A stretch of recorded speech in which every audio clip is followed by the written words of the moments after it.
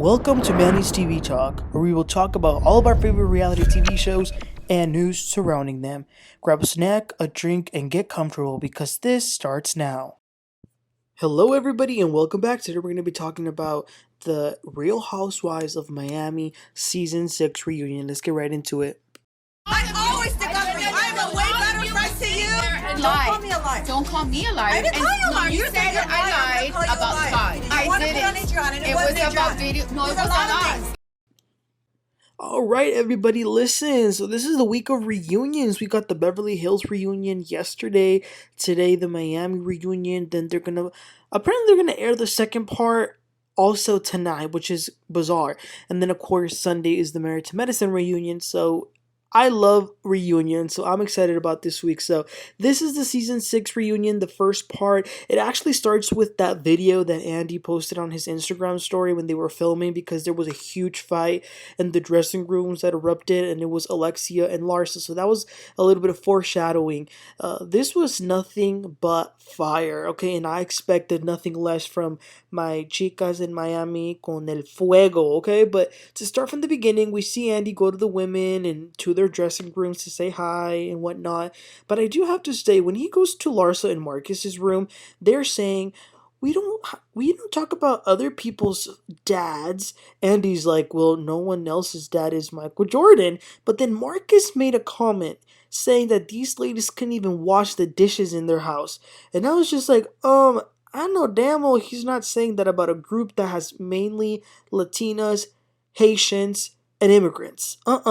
But the reunion begins, and they actually had all the ladies, including the friends, which shows you how important the friends of the show are in Miami as compared to other franchises. So they take a shot at tequila, which is like a little tradition that they always do in Miami. The set was Mexico City themed, and I was in love with it, because y'all know that's my culture. So I love that even like the set and even the dresses were Mexican themed. Adriana and Larsa had a very similar outfit because they had like roses, but they all looked great except Julia. She kind of threw off the aesthetic of the group. And as unlikable as Larsa is, I think that she was the best dressed. I mean, wearing a crown and being on that first seat is kind of iconic, and it kind of reminds me of Portia, who did the same. So Larsa says that she is wearing her promise ring that her boyfriend gave her. Apparently they also went shopping for diamonds, and she just moved her condo, and they're going to be moving into a house together, her and Marcus. So that's kind of crazy. There was a question for Larsa. So when she talked about Scotty last season, she said that they had sex 4 times a night when they were married, and recently she said that her and Marcus had it 5 times a night. So the question is, what do her kids think when they hear that? And Larsa says, well, I don't think I'm going to discuss my sexual life anymore because it makes my family uncomfortable. Alexia jumps in as I expected, and she says, well, do you blame them? Larsa says, I'm not talking to you. And she also says, you didn't even believe me last time anyway. So then both Guerdy and Alexia say, no one believes it, okay? No one believes it. Then Larsa says, well, maybe that's because y'all are dry. It's not my fault that y'all are dry. Damn. And they were like, no, we're not. Believe me, we're not. Andy actually asks who believes it, that her and Marcus do it, and no one really believes it. I mean, 5 times a night and there's 7 days a week. That's 35 times a week. That's that's very unbelievable, actually. They talk about Larsa throwing a party for Marcus, who was out for 5 days, and her reaction to some of the women's comments. Larsa says that it hurt her to see Keke throw shade because they're friendly. So Larsa says that her name Kiki is Kiki because she kikis in her face but then talks behind her back. Larsa says that after watching this season and seeing Kiki's confessional, she realizes that Kiki is, quote, not a good friend. Guerdy was like, oh, interesting that you say that. And Kiki says, are you serious? Like, this is the same Larsa who told me that I needed to get a boyfriend for me to be able to hang out with you? But then Kiki tells us that Larsa has also been saying mean things to her. For example, Larsa has told Kiki in the past that, well, you only have one Hermes bag, or that's why you need vibrators because you don't have a boyfriend. Wow. So Guerdy interjects and says that the underlying issue here is that Larsa is actually very sensitive. When she hears the slightest thing about her being said, she blows up. She goes from 0 to 100 and threatens people. Guerdy says that Larsa always tells them to have her back and not say anything bad.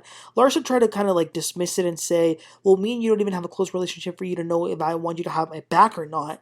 So then Andy asks Kiki again if she feels cast aside by Larsa.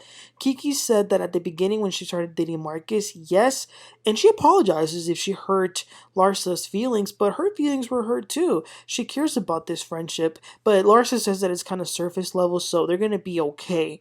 Then Andy brings up the video that, remember when the legendary Michael Jordan said that he didn't approve of Larsa and Marcus's relationship?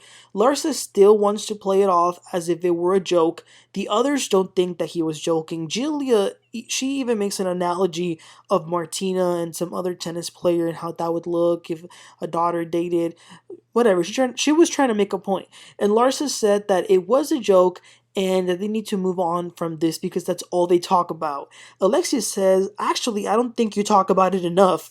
Lastly, Larsa says that Michael Jordan watches the show. He told Marcus that he saw whenever they were playing that basketball tournament. And by the way, Marcus was in his dressing room watching this and making little comments like a little bee about the women and stuff. That was a little crazy. But moving forward, they quickly touch on Julia to coming hard on Marysol at the beginning of the season.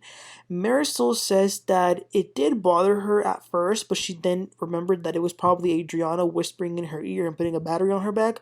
So Adriana jumps in and says that there is a cyberbully in this group. She stands up to show Andy some message that apparently some fan sent to Adriana, in which he said that Marysol was telling people on the internet to go after Adriana. Andy tells Marysol that there's actually a lot of people who think that she's the pot stirrer of the group. And Marysol says that she definitely repeats things, but that she hears, but they all do that. And Adriana says, yeah, well, you like to spread it around.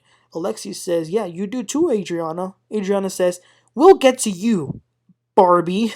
I loved it. But to go back to Julie and Marysol, she tells Marysol that there's been many shady things that Marysol has brought up or done that are very shady. So Julia didn't feel like it would be that much of a stretch or it wouldn't be that far-fetched to believe that Marysol indeed hired a private investigator. Marysol says that she would never, so Adriana jumps back in again and says, yeah, she doesn't have to hire a private investigator. She uses her cousin. Oh my gosh. So according to Adriana, Marysol has a cousin who does her dirty work. I low-key believe it. And Andy actually asked people if they believed that Marysol would actually send people to investigate others, and some of them actually raised their hand, including Nicole. Nicole says that Marysol has been shady and has spread information that has been unsubstantiated. Alexia jumps in and says to Nicole, yeah, well, she repeats it, but you actually bring people on, right? Like Anna. So they were about to get into it. They even mentioned that some of them think that Julia was actually the potster this season, which is low-key kind of true. But Julia says that she only repeats things that are the truth. But to close this, kind of just put a pin on it. Julia and Marysol's feud, they're actually okay now, and they've been getting to know each other, so they're gonna be okay. Then they watch Alexia's season package. After seeing the scenes, she says that Frankie has become very independent in the last few months. He's been doing great and taking Ubers and everything by himself. She also mentions that a motion was sent to make Peter a standby guardian for Frankie. But let's get to Todd. So, of course, he didn't attend the Nuevos Horizontes party that was in his home, by the way, because of Adriana. That's what we were told initially. But Alexia clarifies that Todd actually encouraged her to have the party, but he didn't want it to be like last time that they were in the house. Remember when they had that attorney over in Alexia's home? So Adriana says, because it's your job? Because it's part of your job? Alexia says, yeah, well, it's not part of my job for you to be a bitch. Stop.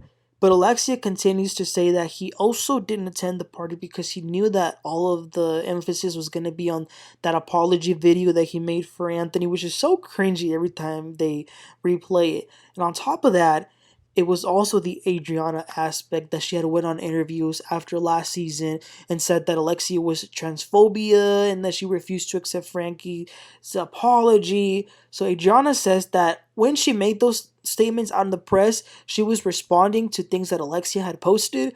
Alexia says that she can post whatever she wants, but Alexia makes a good point though. She says that when they left New York, they were fine. So she didn't really understand Adriana talking bad about her, but nevertheless, Alexia was willing to let it go when this season began because she's not a victim, she's a star, she says.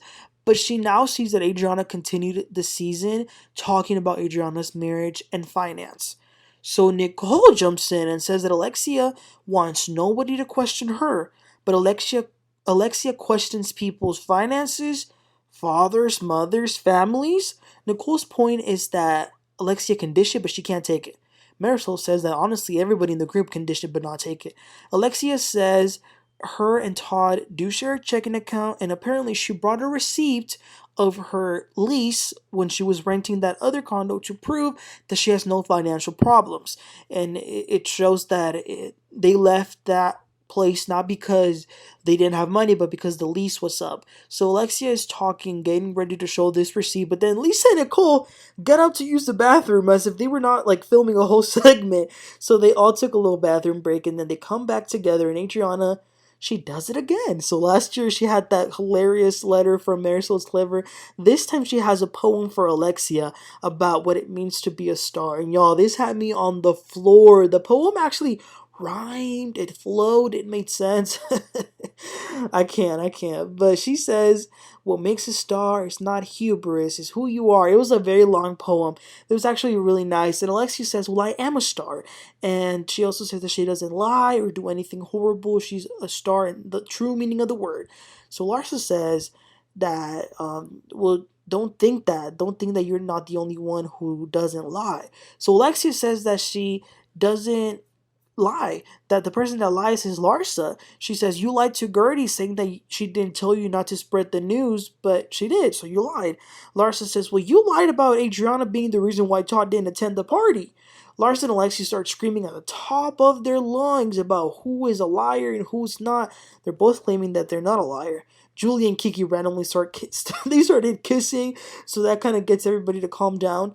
Guerdy says, we've called Marysol and Julia pot stirrers right now. But honestly, the biggest pot stirrer here is Larsa.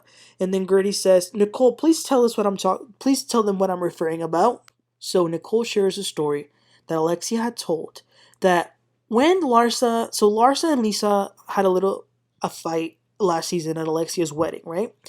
Apparently, Larsa called Alexia to say, you better have my back. If you don't, I'm going to call the press to tell them about what was going on in your wedding.